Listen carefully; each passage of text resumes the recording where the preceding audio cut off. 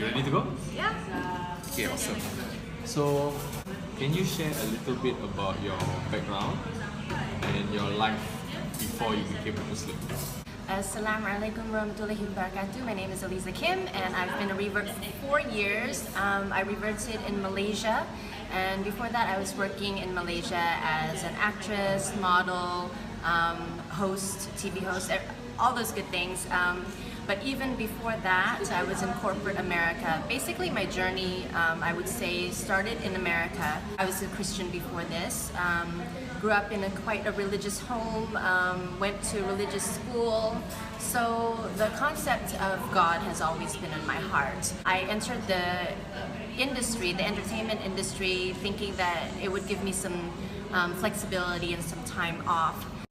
I did well in it, well enough to say that most of the people in the production lines knew who I was. However, with added fame, I would say, people knowing me, and with added demand for my services or for my skills, I would say that emptiness started to grow. When I was at the height of my demand, I got to a point where I really felt like I didn't know who I was. You know, my life wasn't even my own.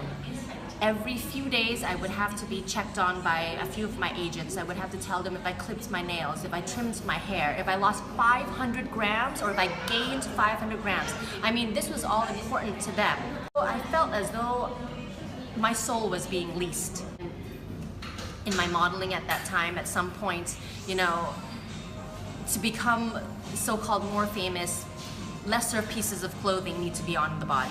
So I started doing that type of modeling as well, but after 7 months I found out that it's totally not for me, all of it. I became very bored. It was always the same people doing the same things, getting drunk, and all these things that I actually didn't enjoy. So I stopped it. Went back to my old lifestyle, which is pretty much just reading at home, but at least it was calm. I bought a set of books starting with comparative religions, going on to short history of Christianity, going to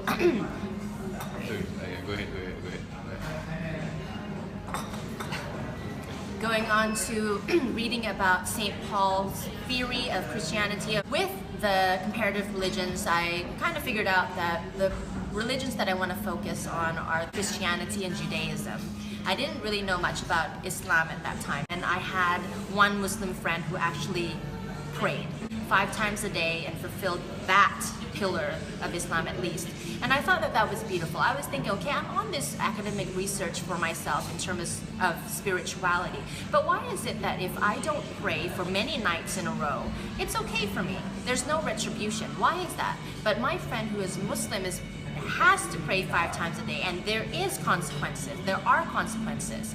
And I don't know, I just found that relationship, that close relationship with God, just very beautiful. So this friend, whenever they went to perform their salah, I also prayed in my own way. So it kind of started like that. And then my friend also invited me to Islamic Learning Center. I started following them. And I found that I really enjoyed the stories of Islam. At first it wasn't really the lessons. I wasn't really on a search for Islam, but I was looking in Islam as one of the religions that came from the same roots, and perhaps I will find clues in it. At the Learning Center, I got pamphlets, which I truly believe that Allah put in sequence for me, because it really changed my thinking sequentially. I had booked a volunteer to follow around to make sure that I would be able to, you know, do all the things that a Muslim woman should be doing. How long does it take to put on the hijab? How long does it take to make wudu and pray? I wanted to know all these things, whether I would be able to fulfill all of these things, because I'm very much a perfectionist. That day, the questions that were posed to me by the Ustad were very deep for me, and made me really think about why I was on the journey and what I had found. The main points were, Aliza, if you know so much already, then what's stopping you? The next part was really playing on my perfectionism. The Ustad said, you know, Aliza, this level of knowledge that you want, this high level of but basic knowledge that you want, it's reserved for people who have already declared themselves as submitters to the one true God. And for me, at that time, I was like, look, in my heart, I didn't say this to that. I was like, look, buddy, I feel like I've been Muslim my whole life, okay? I think I have been submitting my life, this life of mine to God my whole life. So how can you say to me that I haven't been submitting or that I am not a submitter? But while I was thinking that, Allah put in my mind to understand that, look, what you have been doing is just lip service. If you don't actually declare yourself properly and you're just saying, oh, I am, but you're not declaring yourself, that is just lip service. So what are you doing? The second thought that Allah put into my mind was this. If Allah has shown me the truth and Allah is the God, is the Lord of the universe, and He wants me to become a Muslim, can I ever stop that? No matter how I feel, whatever fear, whatever worries, can I stop God from doing something? Of course not.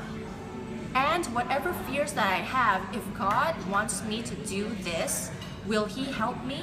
Of course He will. So all these thoughts leading up to the final question of, Aliza, are you ready to take your Shahada? There is no other answer except for, yes, I'm ready. What is that one thing that attracted you to Islam? The one big thing that I would say are the rules. The rules and regulations of Islam, what is right and what is wrong. It was a thought process where I knew what to do. I could ground myself, I could put my life in perspective. Because my life before was, well, I think this is okay, but is it really okay? Would you say that this set of rules that you appreciate, it doesn't really restrict you, but rather it liberates you? Yes, okay. So this is like one of my talks. So this is a very good question. Whether the rules actually make me feel oppressed or not. Okay, these rules actually make me feel very free. Number one, I know exactly what I'm doing. And number two, let me give you the example of the hijab. I had already told you that I was very controlled, right? So all these things were controlling my life. The agents were controlling me. The clients were controlling me. I felt like I was a slave to them. I really felt like I was in prison. But when I put on the hijab, which is a huge, which can be seen as a huge oppression, but for me, it freed me and liberated me completely. What is your favorite part in Ramadan? Oh, Ramadan. Eat, iftar. Of course, I love Qiyam, all that, the fellowship, the worship and everything, but I'm still a revert. I'm still pretty new, right? So these Ramadan bazaars are nuts. I am loving these Ramadan bazaars. Of course, yes, we fast, but then the dinner is such a highlight, it's still so new to me. The food, man, the food. Awesome. Thank you, Sister Aliza, for sharing your experience. Thank you.